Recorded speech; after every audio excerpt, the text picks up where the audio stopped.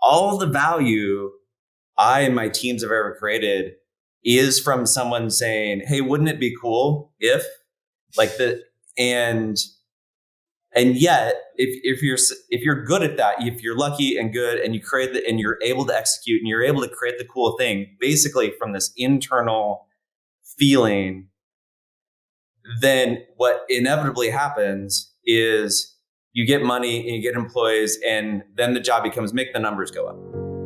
Welcome back to the Eric Ries Show. Today's guest is a legend whose products have probably shaped your daily life more than you realize. Ev Williams has an extraordinary track record of turning groundbreaking ideas into internet mainstays. He created Blogger, the original blogging platform, acquired by Google and kept running for over 25 years, revolutionizing online publishing for millions of people, including my blog, Startup Lessons Learned, which still runs on Blogger to this day. But he's most famous for being the co-founder of Twitter, which has fundamentally reshaped global communication, politics, and culture. And on top of all that, he's also the founder of Medium, now a hub for millions of thinkers and writers worldwide. In this rare conversation, Ev shares powerful lessons on why strong personal relationships are crucial for long-term success, drawing from his own experiences with Google and Twitter. He reveals how resisting short-term pressures, especially from investors, can lead to stronger, more resilient companies, and why placing intuition and craftsmanship alongside data is essential for true innovation. Ev also dives deep into the pitfalls of blindly following metrics, using real-world examples from Groupon and Medium, and highlights the importance of empowering creative voices within every organization. Most importantly, Ev reflects on this multi-decade journey from obscurity to being a person who has shaped the lives of billions of people. Whether you're building a company, creating content, or just fascinated by the hidden, behind-the-scenes mechanics of what drives Silicon Valley, I hope you find this conversation interesting, full of practical insights from a true master of the digital age. Please enjoy my conversation with Ev Williams. Ev, thank you for coming on. I really appreciate taking the time. Thanks for having me here. My pleasure. Now, I have a confession to make. It is true that even after all these years, my main blog, Startup Lessons Learned, is still on Blogger. Wow. Yeah. I'm a diehard, old school Blogger user, and somehow, miraculously, through all these years, Google has not taken it out. It still runs, and it's still run on Blogger. That's nice. I'm happy to hear that. I was thinking about that recently. I actually wrote something that I didn't publish, but it's it was last year was the 25th anniversary of Blogger. No way. We started it. 25th. And I believe nothing, people talk about hosted services and whatnot, and it's in that time, in 25 years, nothing's ever been taken down. It's been hosted for free. Nothing's ever been taken down other than, violations or by the user. So I'm thankful to Google for most of that time. Why they've kept it running is another question. Why they acquired it is another question. But millions of people have put their thoughts out there thanks to that. Well, including me. So thank you. I can't tell you how many times people have tried to talk me into doing some newfangled thing instead. And it's funny. Things. Yeah, port it over to this, port it over to that. And, of course, I've considered it, but I never quite, maybe just inertia, never quite got around to doing it. And like several of the things I would have ported it over to have come and gone in the 25 years that Blogger has just been this like pillar of the internet infrastructure. And I just, how does it feel 25 years later to have created something like that? It's nice. It feels really lucky, to in this world to create something that actually has that longevity. And that was my broader contemplation that I've been lucky to be involved in a few things that have lasted for a while for the digital world. Even my venture firm just turned, Obvious Ventures turned 10 last year, as you know. And, the Twitter is, maybe no longer Twitter, but there's been a few things that it just feels nice to build something and have it last, even if it changes, because it's just such it feels like everything kind of disintegrates. You put so much work into it and then it disintegrates. It maybe serves its purpose, but I'm appreciative of that. This episode is brought to you by my friends at Wilson Sonsini, the innovation economies law firm. From the earliest days of the semiconductor industry to today's fast-advancing AI sector, not to mention healthcare and life sciences, Wilson Sonsini has represented the pioneers behind nearly every technology breakthrough. Based in Silicon Valley, Wilson Sonsini is connected to the top minds and institutions that inspire discovery and innovation, with strong ties to leading venture capital firms and investors in key markets, from Silicon Valley to New York and London and beyond. In fact, Wilson Sonsini is consistently top-ranked for the number of venture financings it handles each year. For more information, visit ecbc.wsgr.com. Well, I wanted to start with that because I think it's actually kind of unusual in the tech world to have had that experience of such longevity of like multiple different projects that have lived and also have outlived your personal involvement. Yeah. And, I feel like we've been suffering from an epidemic of short-term thinking of late, as everyone heard me talk in the last 10 years already knows, and certainly you have as well. But I'm just curious what you think is behind that. Like, obviously there's luck, there's fortune, but like, do you feel like there's something about the way you built those things that allowed them to have that kind of longevity?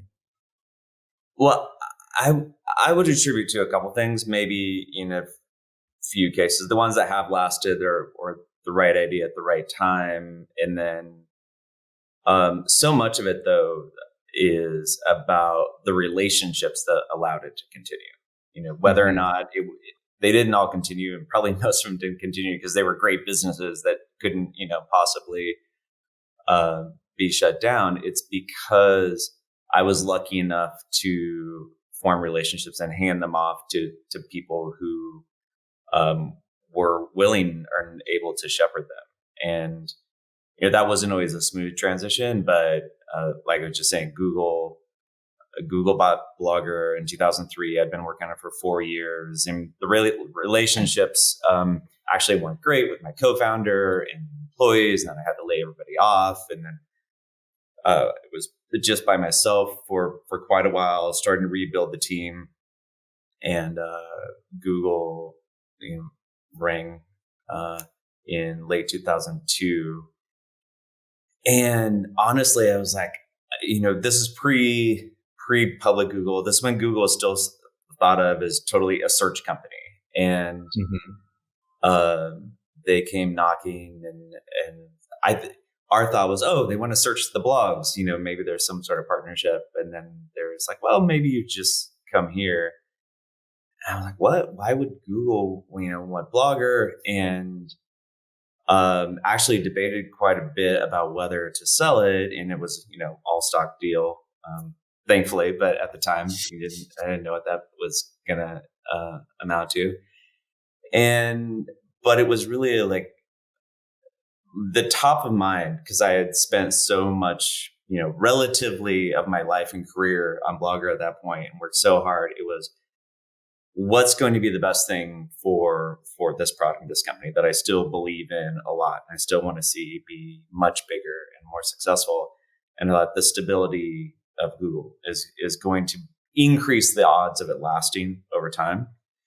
And of course, not everything at Google has lasted, but I think they've actually done a pretty good job with most of their acquisitions. And it's most of the things that they've shut down have actually been internal projects, whereas a lot of other companies, like the big internet pillars, are kind of famous for acquiring something and then decided it doesn't fit maybe hundreds of companies that's happened with AOL or Yahoo. And so even though Google, it didn't yet have a reputation for doing that when we sold, because we were actually the first company to sell to Google, I really am appreciative of them for shepherding that. And then with other things, Twitter, I sort of had a rough exit from Twitter, but Twitter was definitely a business at the time that had a lot of momentum. I left pre-IPO, but I stayed on the board for another 10 years. Obviously, Dick, who took over as COO or CEO after me, he was my COO. Um, and I'm going to bring it back to relationships, because the reason the Google deal happened was purely about relationships. It was because Tim O'Reilly was an investor of mine in Blogger. He was an investor because I worked at O'Reilly, what was then called O'Reilly and Associates, when they're primarily a book publisher, kind of very well respected. That was my first job in California. And I went and worked at Tim's, a highly respected but small little company up in Sebastopol in Sonoma County.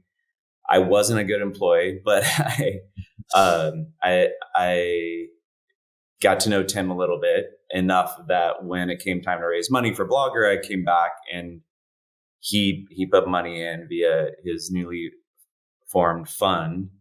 And because of that, and he knew Larry and Sergey and was talking to them. And in a conversation, I think Blogger just came up and he was like, hey, think about Blogger. No way it would have happened without those relationships. So that relationship I made with him, the relationship he had with them, it was just like, and that's, how so many things work. And I've just learned time and time again. And even Dick, who, Costello, who became the CEO of Twitter, was my COO, was someone I knew 10 years beforehand and had pinged him when I knew I was going on paternity leave for Twitter, and he ended up taking them public. And Medium, which we haven't mentioned yet, Medium is now 12 years old and doing very well as a business. And I handed the CEO reins over to a guy named Tony Stubblebine, who worked for me at Odeo, which was Twitter in 2005.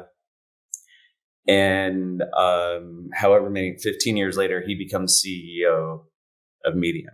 And then Obvious, just to round it out, James, who I formed Obvious with, I knew for 10, 15 years.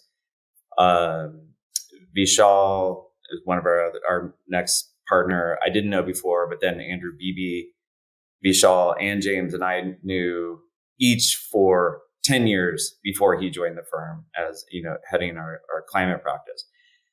And so that really, to me, is the through line through all this. And I haven't always managed them well. In fact, most of my mistakes in business have come from not knowing how to manage relationships, but the longevity and so many of the success really I attribute to these very long-term relationships. So it's funny. I had forgotten that you were an employee at O'Reilly and Associates back in the day until I was prepping for this interview, and I was like, "Oh, right, that's the connection." Now we had Tim. He did an episode of the show and talked a lot about his ethos of creating more value, and you capture in a bunch of the other ideas that have been foundational to so many people's careers in Silicon Valley. But I wanted to get a sense of, you grew up on a farm, right? Like you were not from the tech world at all. I can imagine, the sense of isolation you might have had growing up. I don't want to project onto you, but like a lot of us, I think maybe felt a little bit different growing up. Like, just how on earth did you wind up at O'Reilly and Associates from where you started? Like, that seems like a crazy story to me. Yeah, it was quite a leap. Multiple stages. I grew up as rural as you can be, middle of the country, actually on a farm outside of town of 400 people. And of course, this was pre-internet, so I wasn't connected to the world. My family didn't really travel. I didn't see the ocean until I was 20 years old. I was very isolated. And I think that's possibly why I had two very strong benefits from that. One was a sense of independence. My dad was a farmer. His dad was a farmer. That imbues you, I think, with a very strong sense of independence and resourcefulness. And so it's, farmers are entrepreneurs. And so starting a company, not working for other people, that felt very natural to me, but I knew I wanted to do something completely different. I wanted to get out of that world. And I had this deep sense of curiosity in the sense that I could figure anything out. So and very lucky again with timing, because it's like growing up in the late 70s and the 80s, Personal computers were happening. One of the things I'm still amazed at to this day is in this tiny little town, a high school of 60 people, we had a computer lab in Wow. mid 80s, 88. I think I was a sophomore or something like that. And there's a lab with maybe half dozen Apple IIs. And Apple II is incredible for its penetration into public schools and obscure places. So yeah, many people have that story. yeah. And my dad was actually somewhat of an early adopter. As a farmer, he actually had a PC. Really? Yeah, because he had a pretty big farm, and farmers were adopting PCs just for accounting, keeping track of stuff. Yeah, sure. And I was very curious, and I wanted to learn it. And I was reading the manual. I was like, "How do you program it?" And the manual didn't say how to program it. And I was frustrated. I didn't have anyone to learn from. But This would have been what, like the beige IBM XT era? exactly, Like exactly. what kind of manual was it? Yeah. We were reading the same manuals as kids. That's funny. But then we had these Apple IIs, and not only was there a computer lab, there was basic programming was mandatory, at least a semester of it. And Wow. the math teacher taught it, and I just took to it like that. And I would, to the extent where I would, multiple times I was in the computer lab and the entire school shut down. The janitor left, the lights were off, and I was still in the computer lab by myself. And I ended up just helping, teach the class as much as the teacher is helping all the students with their projects. And that's when I knew, okay, so that was one very important piece. And then a few years later, I started learning about the internet, just reading magazines and stuff. And through, just trying to figure out something to do, I ended up starting a company, but I was still in Nebraska. I had gone to college at the University of Nebraska, which is in Lincoln, big city compared to where I grew up. And then I tried to start a company. It didn't go anywhere. I had absolutely no idea what I was doing. I had never worked in a company. I had literally worked on the farm and a fast food restaurant. And then I tried to start an internet company. And I didn't really yet know how to program, even though I had been doing that when I was a teenager, because there wasn't really any through line for that. Taught myself HTML, was trying okay, what can we do with the internet? Recruited some friends. My dad very thankfully helped fund that and give us some money, but it was an utter failure. Just didn't do anything, but it taught me a lot. I just spent night and day learning about the internet. And then when that ran into the ground, finally, I was just like, I guess I need to go to California. And why I didn't do that sooner, I think was mostly fear. I was like, I'd still never been to California. I was maybe 20. I was 22 to 24 during that period. And I was reading everything I could in every magazine, every website about the tech boom that was starting to happen, the .com boom as it became, and I was just enthralled.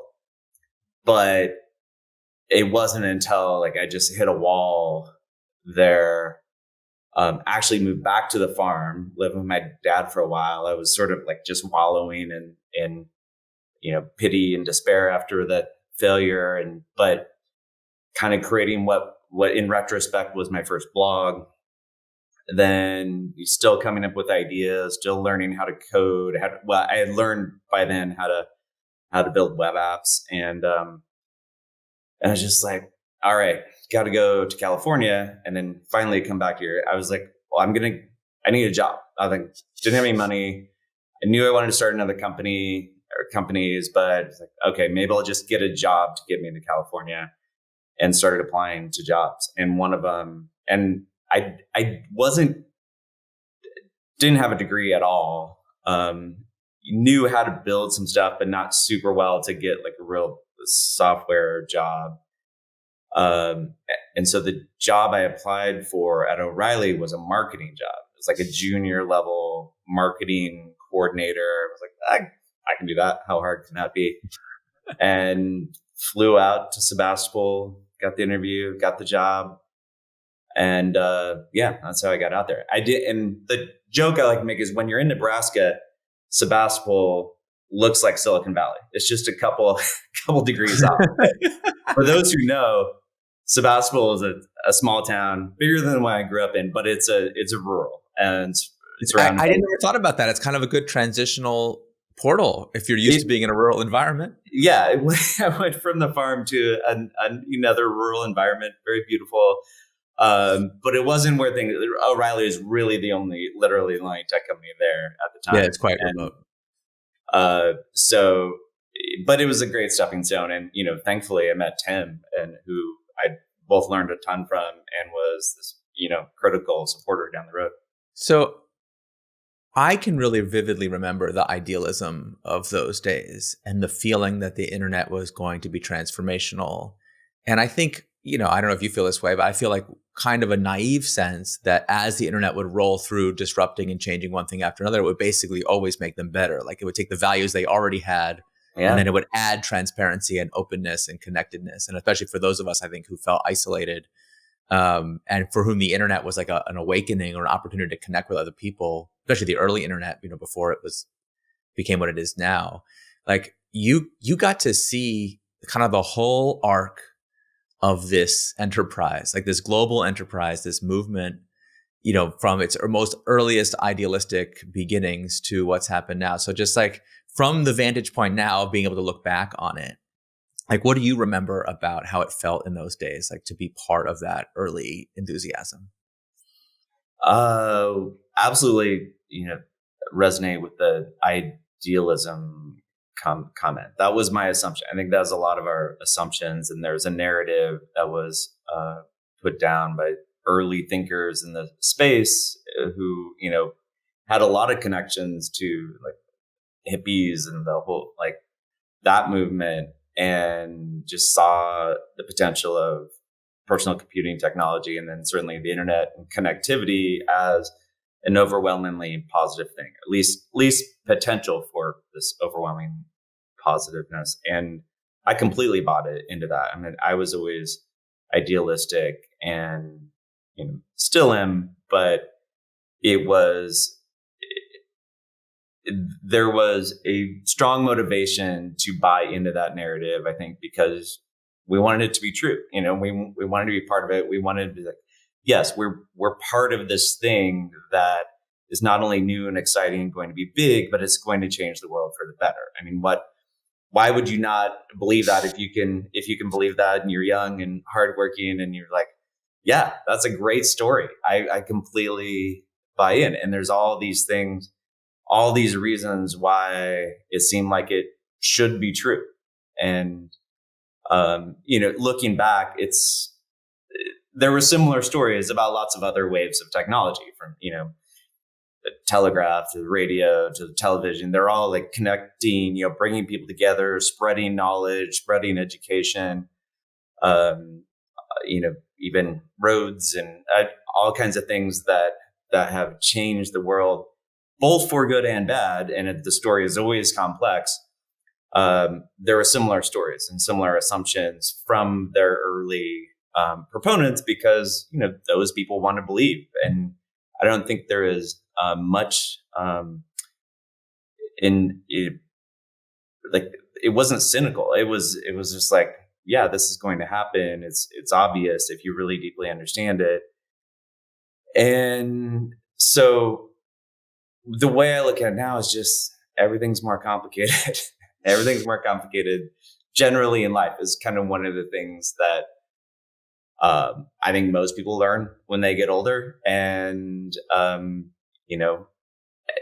just like evolution, nature, like the nature of things is to get more complicated, and very few things are black and white, and people are complicated. And, you grow up thinking there's good people and bad people. There's my friends and not the friends. There's our team, there's their team, there's our country, and everything's more complicated. So of course the internet's more complicated, and the level of impact is extreme on, every side. And if you really zoom out and think, what's it been 30 some years that the commercial internet's existed, and change basically every aspect of society, it'd be silly to think we understand it. Yeah. I mean, it's such a short blip in time.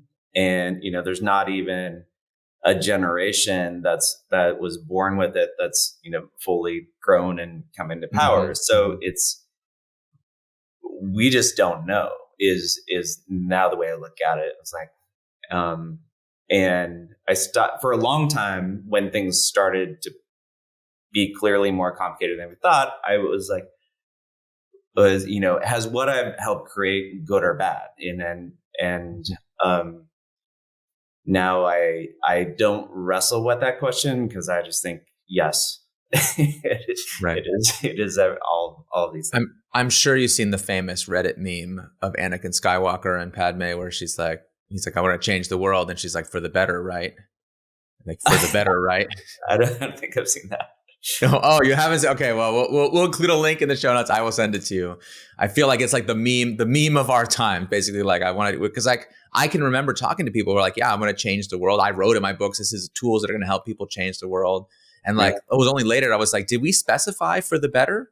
Did we? Or like, is it possible that we forgot a really important like clause in the sentence? And I think we just viewed it as obvious that that's what everyone was trying to do. And it seems like maybe not everybody was. And I still think most people were. Some people are just in it, for personal gain. I mean, very few were looking to change for the worse. It's just that we don't know, we just don't know like what effect complex systems are going to have. Mm-hmm. And it would have been very, very hard to predict. Say we were less naive, say we're more careful, etc. I don't think we would have said, oh, obviously, like, look at this in 2025, this is what it's all going to lead to, this state of the country.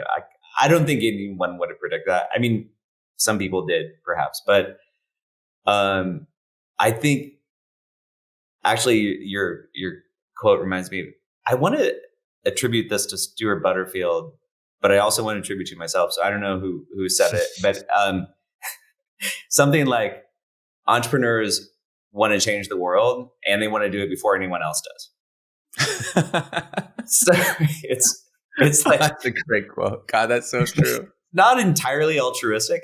It's like, yes, it's, even change the world for the better, but before someone else. Before somebody else. Well, what I love about that is so many pitches, and I've done that. I'm guilty of it as anybody, like as a startup pitch. You're like, this massive transformational wave is inevitable. So therefore, like, I need, like, you should back my company to be part of this. Where it's like, wait, if a wave is going to happen anyway, what do we need you for? Like, it's like, oh, look, there go my people. I need to run to the front so that I can lead them. That's like that old joke. It's like, wait a second, what are you doing? I think that's great to flag that, because there is there's an ego selfishness that can get bound up in entrepreneurship, and where the rhetoric of changing the world and all this stuff like kind of becomes cover for just, I want to do the thing I want to do. Yeah. And I felt like we were very vulnerable to that kind of deception, because we all just 100%. Wanted so badly to believe. I think a strong aspect of Silicon Valley culture is, I've noticed, maybe this is why Stuart Butterfield's in my mind, because he had this great manifesto. I think it was Flickr or Slack or one of his companies that said something like, we want to win. It was like, we want to create great things and we want to win. It was like acknowledging the fulfillment one gets from doing great things and winning, which struck me at the time as it's like, that's so great because it's so honest. And where there's in what I noticed again was this black and white thing with a lot of Silicon Valley rhetoric, is either people talk about the mission and changing the world and like we're all altruistic, or the people who are like, oh, fuck that, I'm just like, I'm here to make money or here to do business.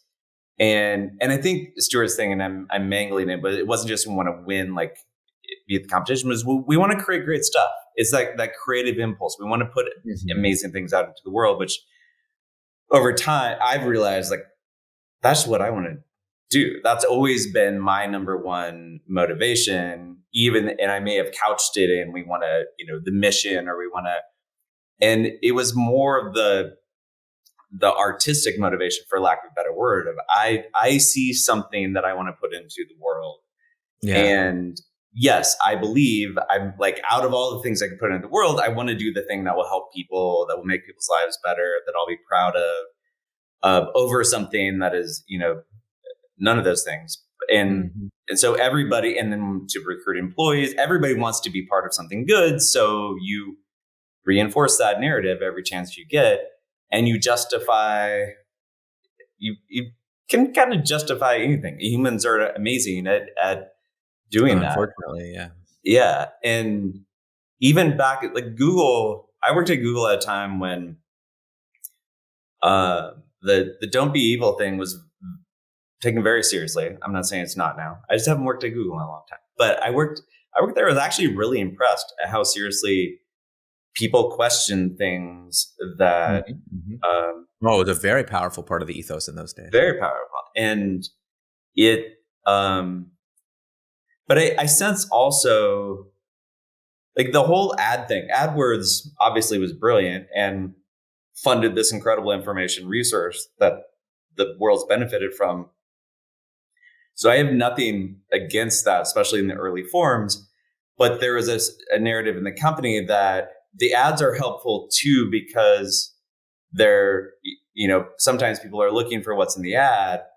And I was like, can we just say it's to fund the search? Because if the search was perfect, the ads are pointing to web pages that are in the index. So if the search was perfect, you wouldn't put you're distorting the you have to be distorting the quality of the search with the ad.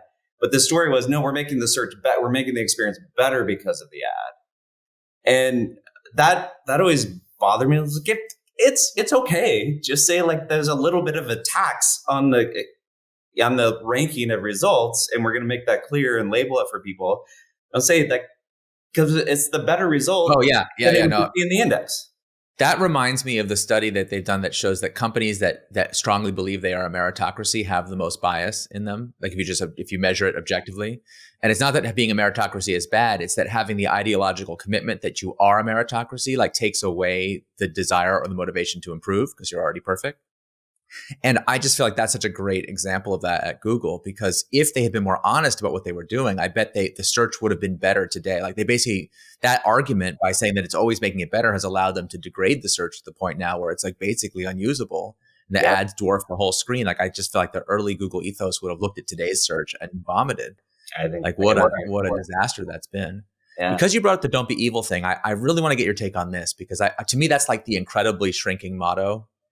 And I feel bad. I've picked on Google a lot in these conversations, and I feel bad because Google's actually a great company. I have a lot of respect for them. It's just they are an easy target because we all had such incredibly high hopes for what they could have become. And over time, I like don't be evil was like such a strong part of the ethos, and then it's just been kind of shrinking. Like so, like it was on the web, it was very prominently on the website for a while, and then it kind of like they got rid of it, and then they kind of had like a thing that's like, well, we used to say don't be evil, but now we say anyway. I saw this story, and I got to get your take on it. There was this story where they had basically the last place in Google the don't be evil motto was in the employee handbook. The end of the handbook, it basically said like, despite all these policies and whatever, like if you see something that you think is evil, don't forget the motto is don't be evil, da, da, da. And then some employees sued them a couple of years ago because they were, I think, wrongfully terminated or something. I think they sued them saying that they were violating their employee handbook, that they had tried to call attention to something that was evil, and they got terminated for it. And so they were basically sued for violating the motto, don't be evil, which is never a good look for any company. And they actually, I couldn't believe this, they had to settle the lawsuit, which I kind of read as a tacit admission that like, yeah, they kind of did do something. Like they kind of did, they got away with it. They settled the lawsuit. They made it go away. And among people that I talked to at that time, there were two really different reactions. And I want to see what camp you're in, but also just like, what does this mean to you that to see this as kind of like a proxy for the whole tech industry? Half the people said to me, see, that's why you don't put stuff like that in your employee handbook, because you're just going to get sued. And the other half are like, see, that's why you should have stuff in there and then actually do it. Like the problem wasn't the motto. The problem is they didn't institutionalize that intention. It was just something they told themselves to make themselves feel better, but they didn't really, really take the steps that would have been necessary to safeguard it over time. Like, how does that line up with what you have observed? You've had the inside look at this. I will try to comment just with the caveat. I know nothing about this case or the details. So just, yeah. Don't worry about the case, but just more just like the broader trend of the industry going through this transformation. I've had, and I'm sure you and all listeners, like challenges with employees before who have accused me of being evil, even though it wasn't a motto. And so I wouldn't at all assume that it means they weren't walking the walk. I mean, based on someone suing them and settling because, like lawsuits. Yeah, sure. We don't absolutely. And I have no inside information here. Yeah. In terms of whether it's a good idea to proclaim such stuff. And I think Google gets a lot of flack, as you were saying, because they've done a pretty incredible job for being like a huge company, and I have no idea what it's like there today, but I do have a lot of respect for them, and I still declare that sort of stuff. Maybe "don't be evil" is not the most elegant way to put it, but I think writing down values, principles, whatever it is that holds you to a high bar, and building a culture that reinforces that is one of the most effective things you can do as a company. And if you occasionally people disagree, I think that creates a healthy debate. I think that is probably worth having, even though it'll be super messy. And sometimes you may wish that you said, okay, just make the numbers go up. This episode is brought to you by Gusto. I'm a huge fan of Gusto. I've used the product myself across many companies, many startups, large, small business, venture-backed, you name it. I've used Gusto for payroll, for benefits, for employee onboarding, HR, even small group health insurance for nearly any budget. Best of all, Gusto pays all your federal, state, and local payroll taxes in all 50 states. It turns an incredibly time-consuming and painful process into the click of a button. That's why I like Gusto. Oh, and if you're listening to this, you can get 3 months free at gusto.com/Eric. That's gusto.com/ERIC. Okay, something I really wanted to ask you about, because I've been counseling a lot of AI entrepreneurs lately, as you can imagine, going back to, when... Are there any other kind? Oh, yeah, really. Well, there's two kinds. There's people that have added AI to their pre-existing pitch deck. And then there's the handful that actually know something about AI. But I remember like when the team that became Anthropic, when they left OpenAI, for example, and were talking to me about like, how should this company be governed? How should it be structured? I've had that conversation with basically all of the big AI players and tons of little guys. And what's interesting about this generation of entrepreneurs, a very common sentiment is they're like, we do not want to see a replay of what happened with social media for AI. Which I think is really fascinating. Like if you talk to investors about social media, they're like, social media was the best. Like investors made a ton of money and very warm and positive feelings about social media. Yeah. The rest of the world, not as much, it's not the feeling. And certainly among entrepreneurs, there's this fear that there's this feeling that something went wrong. Yeah. And that it was okay for it to go wrong for social media, but the stakes for AI are a lot higher, which I don't know if I even agree with that. Stakes for social media turned out to be pretty high also. But like you were there, you've been on the inside of this from its very inception. And so, you've had the benefit of, having all these lessons, see all kinds of things go right, all kinds of things go wrong. Like what advice would you give people who are like, how can I do what you've done, but avoid the pitfalls, avoid the downsides of it? Is that possible? It's such a interesting just assumption or set of assumptions. And I have heard it as well. I was at a talk recently, an AI talk, and that kept coming up. It was just a given that, like you said, something went wrong. How do we make that not happen? And so if we look at, okay, let's take it as fact. Some, things did not turn out for society as positive as we hoped. Mm-hmm. The first question was that preventable with social media? I'm not actually sure it was. I think it's kind of like the argument that everybody should pause their AI research until we work out all the, potential bad implications. And the counter argument is like, China's not doing that. No, no one's doing that. If anyone does that, then we lose, and it's actually worse. Mm-hmm. So I think if you look at social media and like what was bad, it was like, okay, could we have built systems that maybe, were less, promoted, better quality content, had less superficial metrics, had like maybe healthier dialogue, all these things that you may think like would be a better design only works if there's one company doing it. And so people ask me, how would it change Twitter? We spent a lot of time, believe it or not, trying to think about how to create the healthiest system possible. I remember there's a talk I was at a very small event, right as Elon was public about buying, trying to buy Twitter, and saying how he just wants to create a place, that has healthy dialogue and, where knowledge is spread and all these things. And I was raising, I was like, what the fuck do you think we were trying to do? Like, how are you going to do that? And like, is the whole free speech thing is like, it is clear in retrospect, don't get me wrong, that there's lots of things that we could change the system design to be better, I think.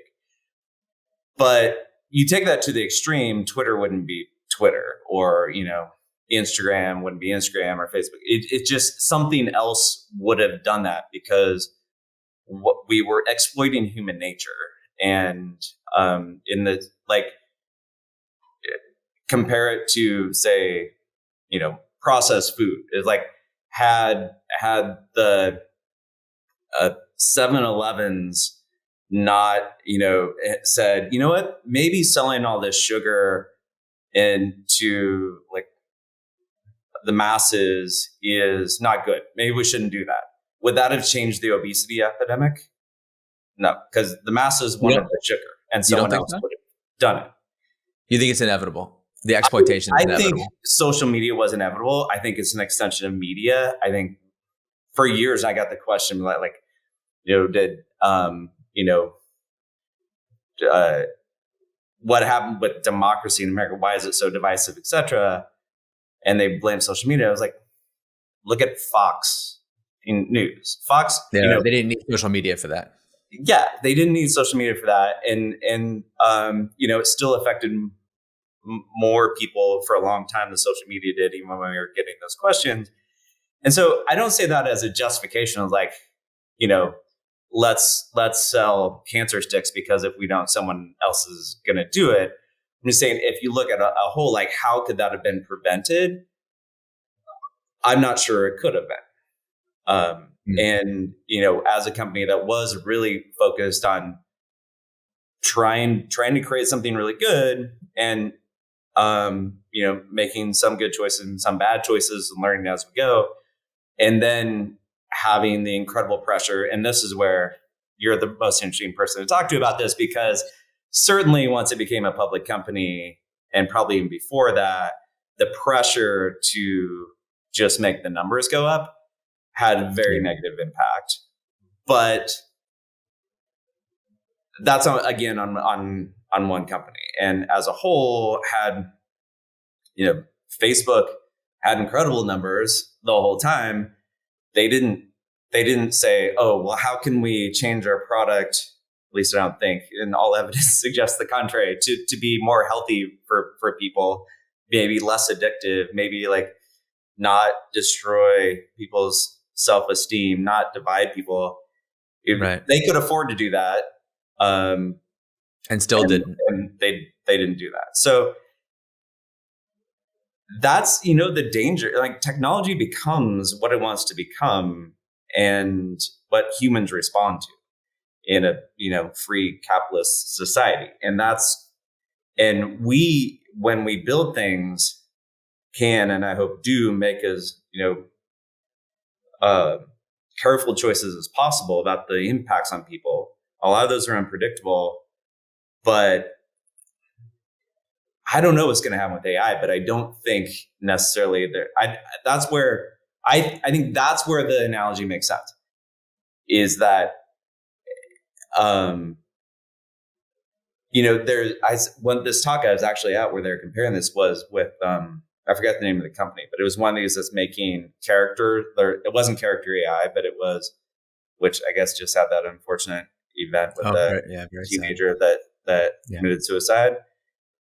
And it was a company that does that. And the CEO was very honest. And I was actually really impressed by her. She said, we see the potential downsides. She actually referenced this before the character AI incident. That receiving a letter about it, literally saving someone's life who was going to commit suicide.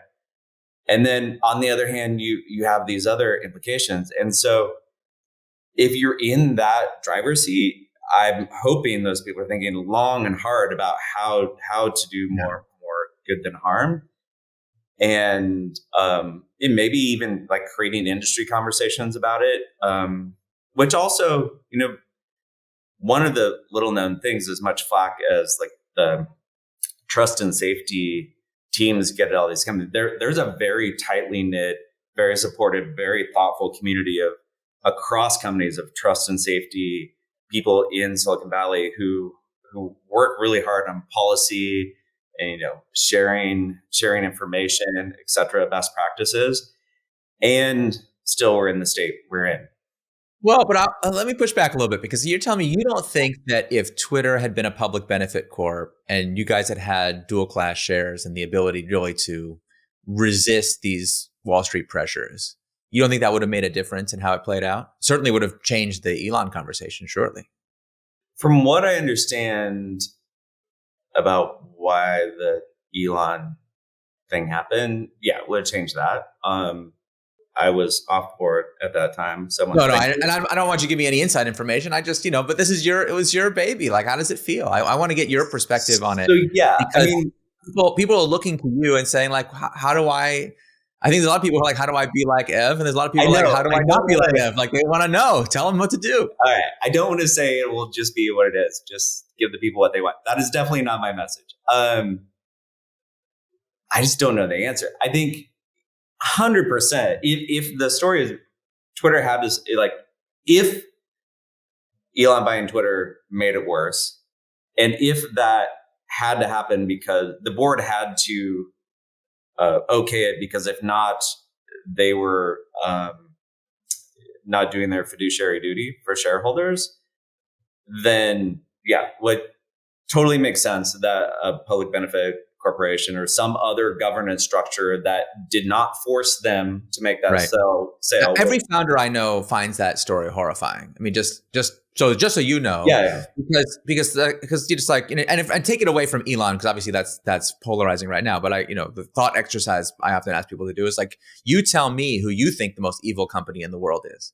My father's a pulmonologist, so growing up, Philip Morris is always the most evil company in the world. In the way I was raised. Sure. So like, if Philip Morris wants to buy your company and they're willing to pay more per share than it's worth, what do you think you should have to sell to them? And every founder's like, oh, of course not, and you even said it earlier. You said, well, the reason you felt good about selling Blogger to Google is you've like, that was ultimately going to be good for the product, for the super organism, for this baby that you created. And listen, 25 years in, it worked out. Yeah, it worked out pretty well. So like, having the freedom to make that choice and not have it forced on you, to me, seems like one of the fundamental rights every founder should demand. How do you feel? Imagine you've formed a company that's saving the rainforest from demolition by the beef industry, and the beef industry comes and buys you because they can. And to shut it down. Yeah. To shut it down. And such things have probably happened. Yeah, absolutely. It happens all the time. Yeah. I mean, I'm a huge believer that we should have governance structures that they do not force that sort of thing. That seems bad. I was taking the question in the beginning from way before the sale happened, and I can tell you, it did not feel, and again, I was just on the board. I'd recently stepped down as CEO, but when I was CEO, a lot of people assumed there's so much pressure to make money. And that was why I got replaced. That's why the company made a lot of choices. It's a little more nuanced than that. There's definitely pressure to make the business more valuable, but in the 2 years I was CEO, our valuation, user base, employees increased 10x each. So 10x over 2 years, not bad. And I was I was still fired as CEO, so that's a whole nother story. But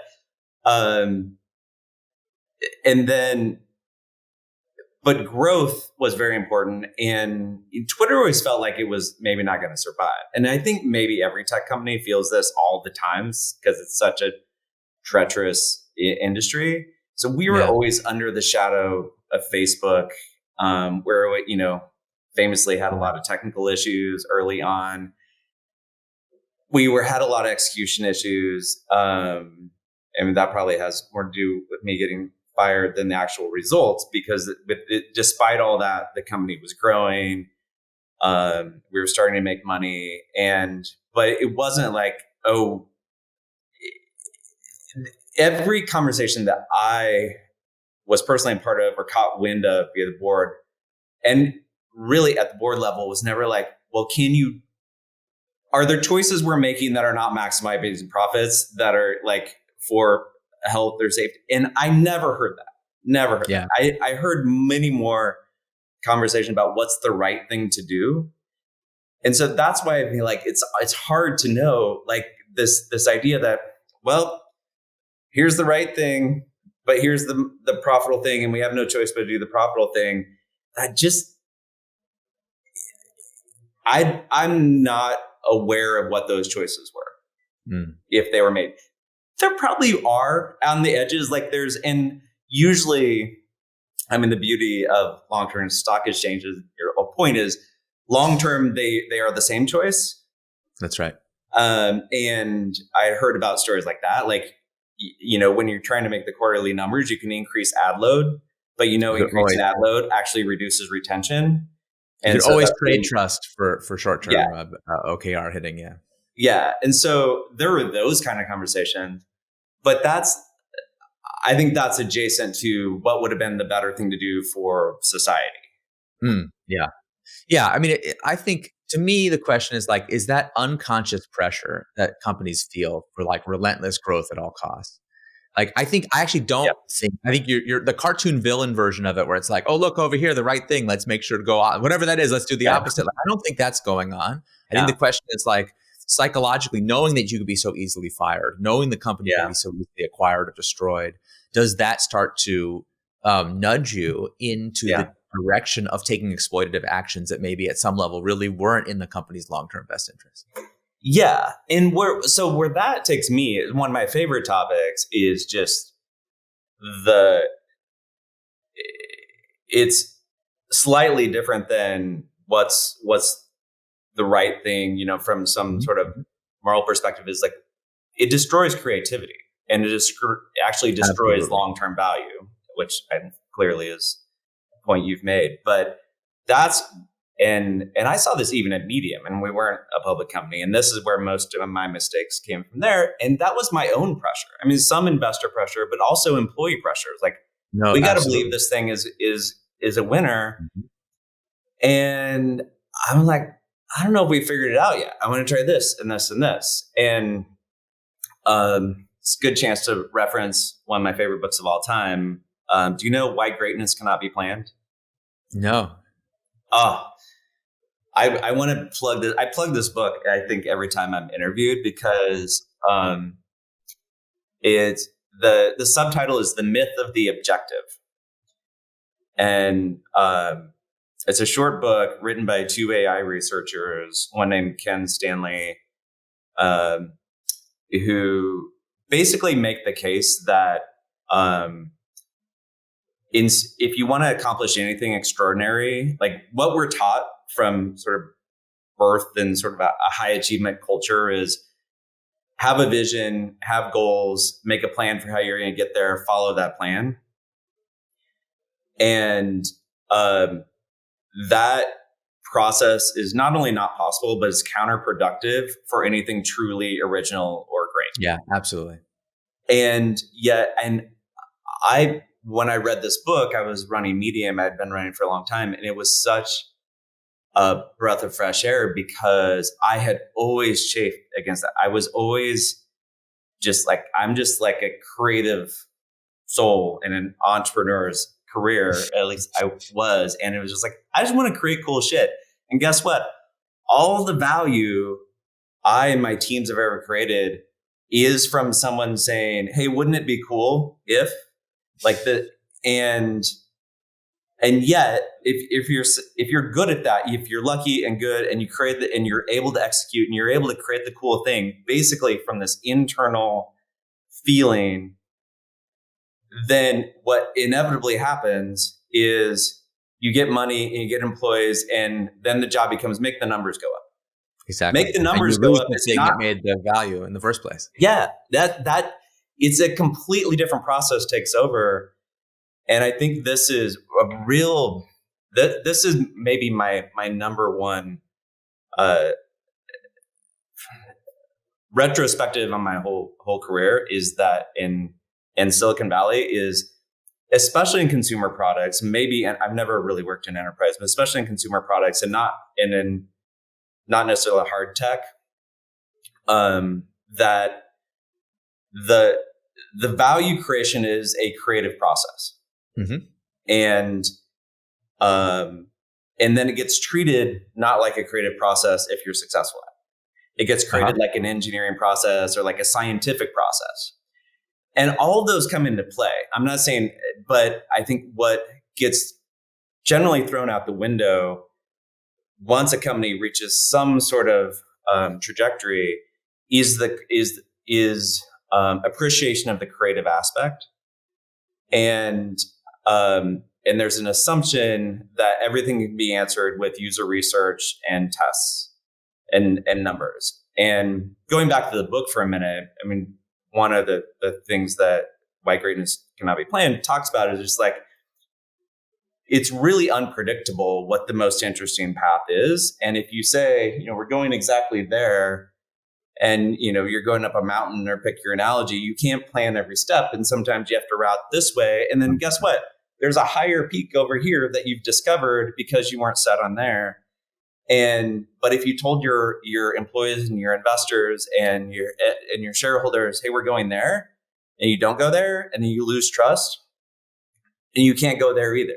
And it's just one of the operating principles I wrote at Medium was feel it, because what I would always say if someone brought up an idea, that was always my check. Was like, maybe people there's this kind of question that always hung with the idea. It was like, maybe people want this, or maybe this would make numbers go up. And I would say, do you want that? What do you feel? Like, do you want that as a user? And again, the beauty of creating consumer products, you can't always do that if you're not the user of the product. But but when you can. And so I was fighting that battle a lot with employees. And I think if you compare consumer product design if you really consider a creative process and think what else like that, say like movies, or like the director, it's not it. If you're in a movie set, there could be hundreds of people working on it, but the director can have say over a very minute little aspect. And they also have specialists in the cinematographer and the wardrobe and all. It's not that those people don't play very important roles, but it's the whole time is the creative vision and the creative control. If you watch the behind the scenes, are we still doing behind the scenes DVDs anymore? Maybe we're dating ourselves here. If you watch those about about your favorite movie you think is really extraordinary, there'll be tons of these little stories about like the special effects team works on something for months, comes and presents to the director, and the director's like, doesn't look very good. Can we make it look good?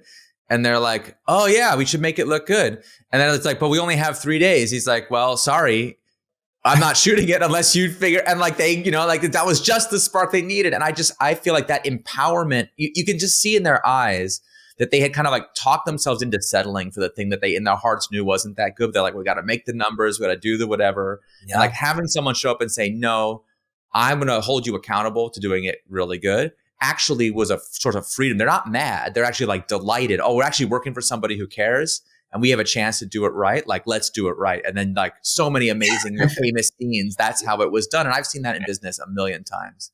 I think if you create the right culture, and maybe this is how Apple worked, where like they would work on tons of things and jobs or whatever, would just like throw it out and then go back to the drawing board. I think a lot of startups, that's very, very hard to do. And there's you have the sunk cost fallacy. What I think is really interesting about Apple is it's leaked out over many years the various projects they didn't pursue because then they would work on something for years and Steve would say, no, we're not doing it and throw it out.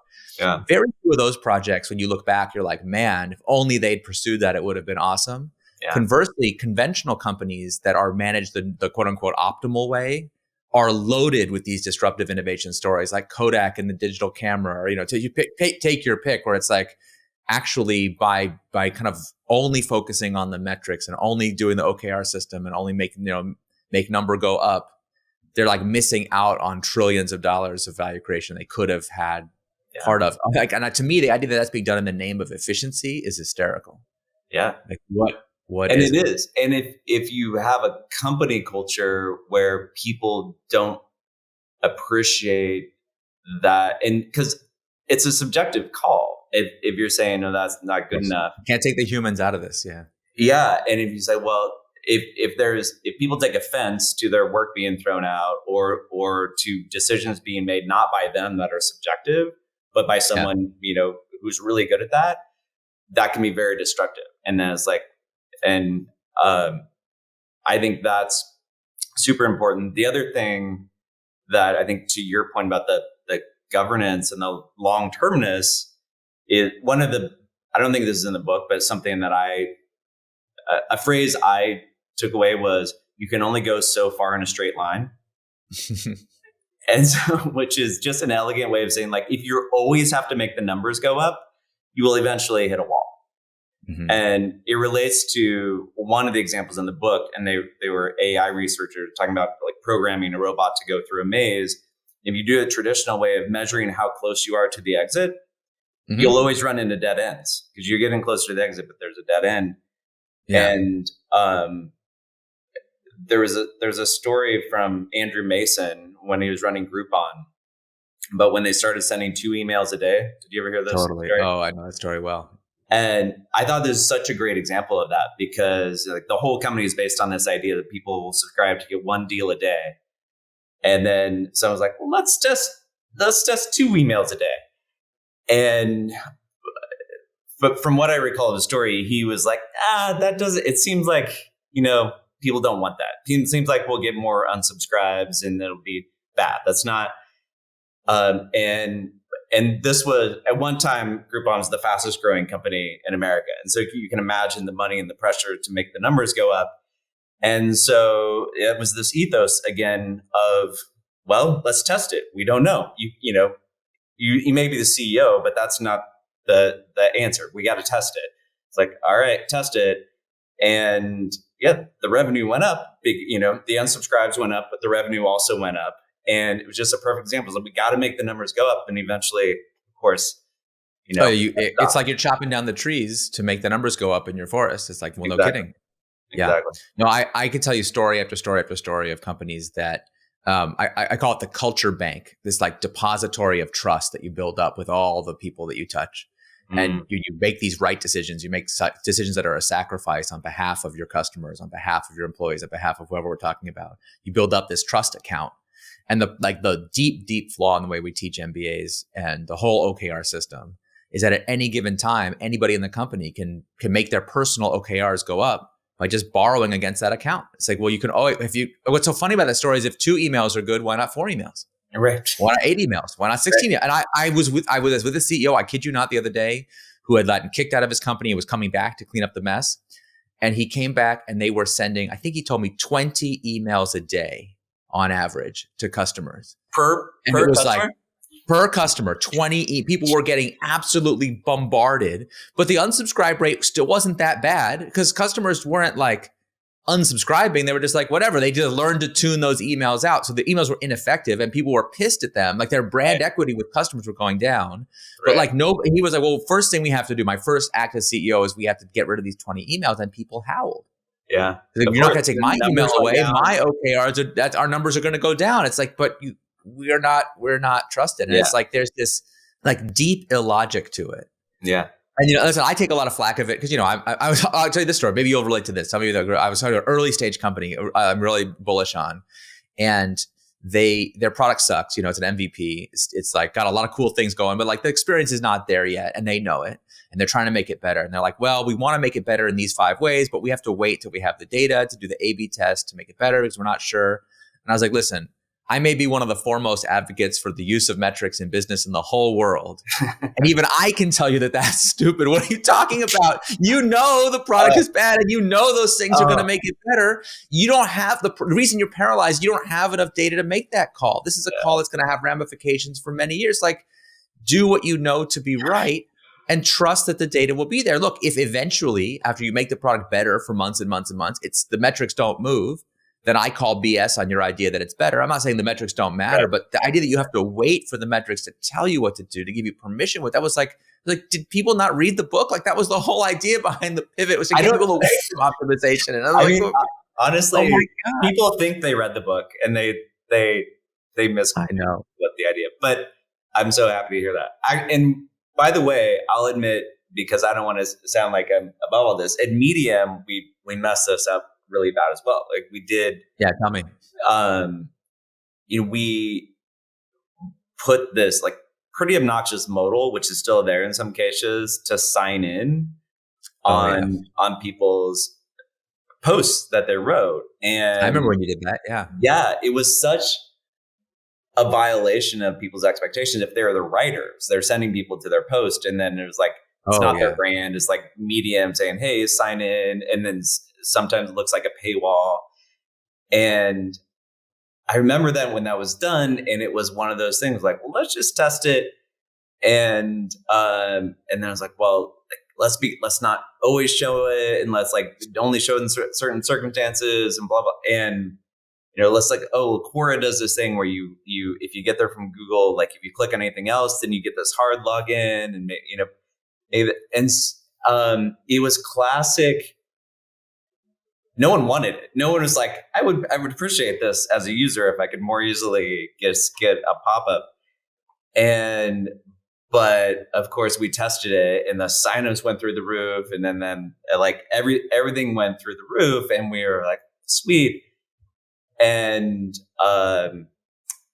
then we hired this VP of marketing, and she came in and was like, yeah, so I've been looking on Twitter what people are saying about Medium, and they all hate it. They're like, the sentiment is terrible because of this. And we're like, oh God, you're right. We got to stop this. And then it creeped back in, believe it. And, with different management. Sure, the economic logic of it, if you don't account for trustworthiness, the economic logic is airtight. Yeah, for sure. And it's those things. And what I try to, and then, the main thing Medium got right in the very early days was this beautiful writing experience. I always use this example as well, because people love this writing experience. And then we basically very rarely invested in it over time. We did a few revs, but that was like our calling card for a long time. It was widely copied. But it was such an interesting example because it was hard to imagine, when the pressure then was make the numbers go up, why to invest in the writing experience. Exactly. There was no, and it was like the minute details. And there's a famous post by this designer, Marchin, who like talked about the underlines and the typography. And like, that's the type of stuff. It was craftsmanship at the highest level that you could never justify with numbers. And, it was very hard to go back and do that. And not because we're a public company, but there's still this pressure to make numbers go up, and we had raised a lot of money. And yeah. At the end of the day, the system is internal. It's psychological. It's unconscious. It is. And we all live it. Yeah. And it's destroying an incredible amount of value because it's incompatible with craftsmanship. Yes. Last thing I wanted to ask you about on this thread is, I call them the torchbearers. Like within any organization, there's certain people who they get it. They're the true believers. They really believe that. And they're not necessarily the fanciest people. They're often not the executives. They're not, you find them all over the organization at every different level. Yeah. Oftentimes, like they do the unheralded work every day of like, they come into work. It's like, okay, I got to do battle with the MBAs again today. Mm-hmm. Or it's like, no, I really think we should invest in the creator experience. I really think we ought to invest in that. Like, we got to do the right thing. Someone says, hey, let's send more messages. I got my spreadsheet here. It's like, I don't want to see your spreadsheet, because I know that that's not the right thing. And those people in most organizations are beleaguered. It's like every day I got, oh my God, because they can't really win any arguments in conventional thinking. It's like, well, I've calculated the ROI down to 12 decimal places. What do you have? And it's like, I just know what the right thing to do is. What do you want from me? And so like, to me, the reason, going back to the reason to do better governance and the reason to install a strong culture and to do the culture bank and all these practices that people sometimes are like, well, it seems like a lot of extra work. It's like, yeah, but the extra work, it's extra work for us. It's a lot less work for the torchbearers. We are equipping them with the tools they need to defend the company and its mission and its intention to create long-term value from this wider world and all this pressure. And I just think we dramatically undervalue that role and the role of us as leaders in empowering those people. Yeah, for sure. Does that resonate with you? Amen. It does. Yeah, I'm thinking of a couple of people at Medium actually who've been there like a decade, and often they're run the customer service. I mean, that's why. Totally. Oh my God, the guardian angels of the customers is such an important place for that to be. You're right. They're delighted to get a meeting and be heard by the people who are actually like changing the product, and they're just like, guys, I know, like, this is the problem, right? And like, stop adding stuff, like, make it better, stop adding. And yeah, they're so important. And you're right, completely. They don't have the right tools to defend their arguments. And yeah, I even, think now I should bring it up. It's like, shit, I didn't even listen to him enough. And I was often like on their side, but it was in that room with the product managers and the spreadsheets. Nothing against product managers, but it's tough for them for sure. Yeah, no, that's true. Just tell us quickly about the new startup. Mozi, as in we mosey around. Mozi is a company I started last year with Molly DeWolf Swenson, who's my co-founder, and she's the CEO.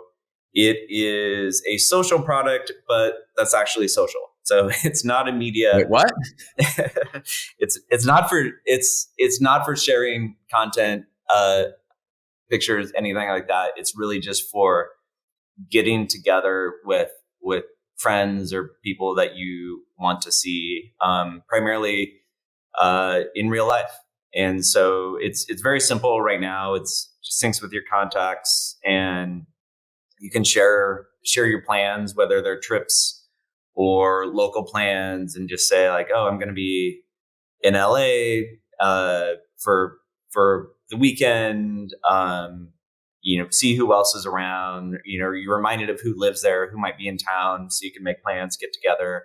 You get an alert if someone's coming to your city, and it's really to reduce the friction of getting together with people you care about. Totally. And by simply reminding you and telling you when you're in the same place. And it came out of my motivation. Again, I've always created things just that I want to exist in the world. And it came out of sort of post-COVID and moving and thinking, where are my people when I'm, traveling around? Like, a lot of them are spread out, not sure where people live.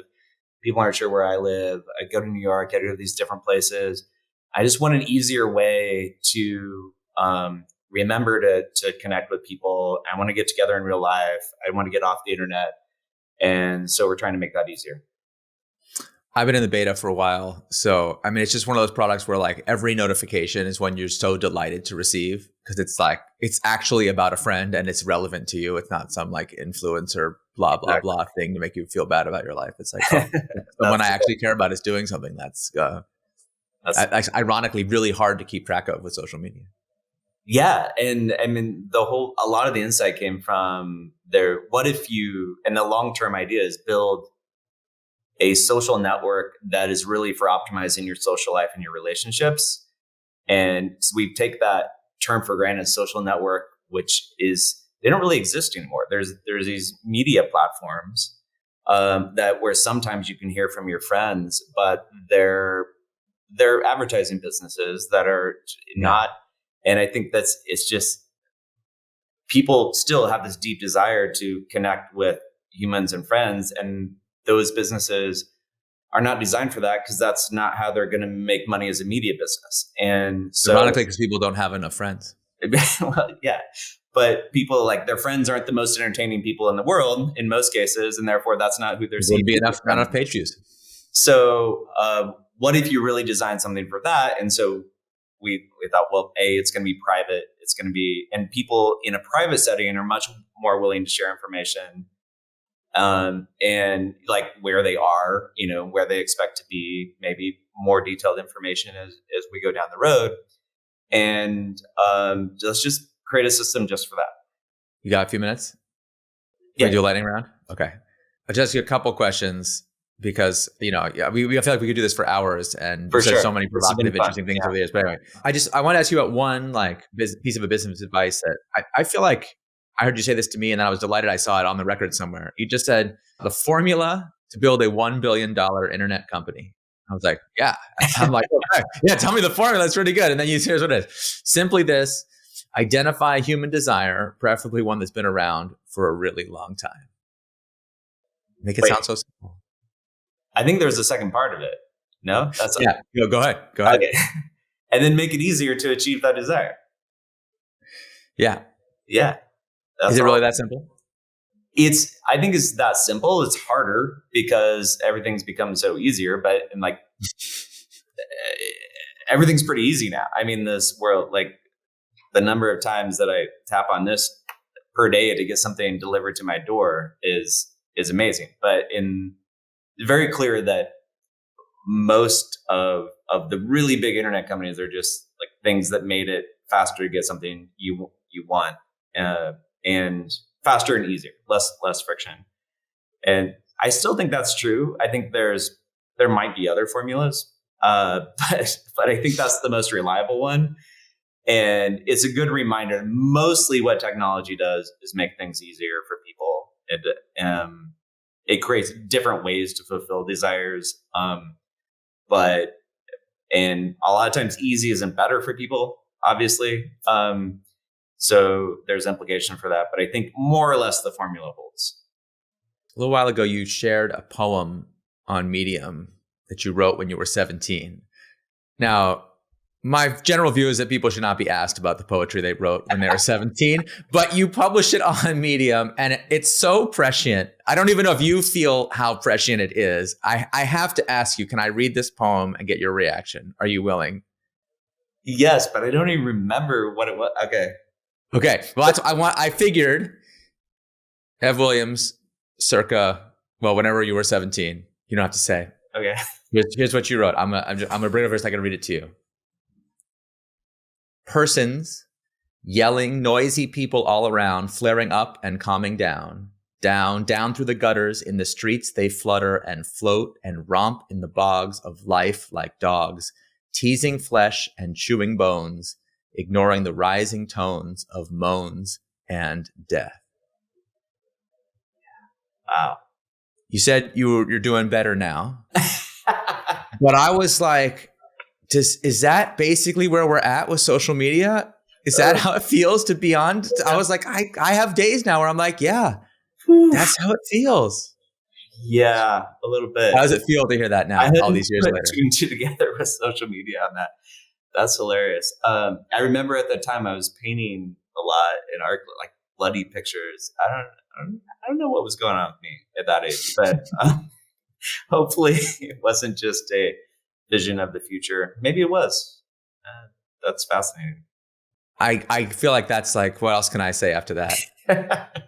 Thank you for letting me read the poem. I just thought it was very cool to get a glimpse into your mind at that time. And yeah, how strange to feel from that moments of idealism about how the internet would become to this feeling of like, it's become this very like violent thing. Yeah. I mean, it's interesting that being a few years before, not that long before I was really working on the internet. And I mean, maybe that's where I was coming from. Like the internet is the light and is the force and the connection. I was definitely very lonely and very isolated at 17. And I think that's part of why the internet was so exciting a few years later. And I was trying to get out of that. And so it is interesting recollection to bring up. Last question. Are you still optimistic about the internet? Look, I choose optimism not as like because intellectually it always wins for me, but because I choose to be. And so I think, as we were talking about in the early part of the conversation, I realize the complexity of things today. And I have a lot of worry about a lot of aspects of technology and society. And I also believe generally in people. And like you, I have kids. And so it's less naive optimism than it used to be, but still a choice to be optimistic and to, try to do whatever I can to make that optimistic future true. All right. Thank you. That's a great way to end. Thanks for taking the time. It's better than ending on the death poem. Well, I figured we can't end on the poem. I feel like it's a nice way to bookend. And I feel like I want to say that I appreciate your optimism in spite of everything. And like, especially the work you do through Obvious Ventures, like trying to invest in world positive things. Like, I think there's still a role for optimism to say like, yes, we learned some lessons, but there's work to be done. So thank you for doing it. Yeah, absolutely. This was a pleasure. Thank you, Eric. You've been listening to The Eric Ries Show. The Eric Ries Show is produced by Jordan Bornstein and Kiki Garthwaite. Research by Tom White and Melanie Rehack. Visual design by Reform Collective. Title theme by DB Music. I'm your host, Eric Ries. Thanks for listening and watching. See you next time.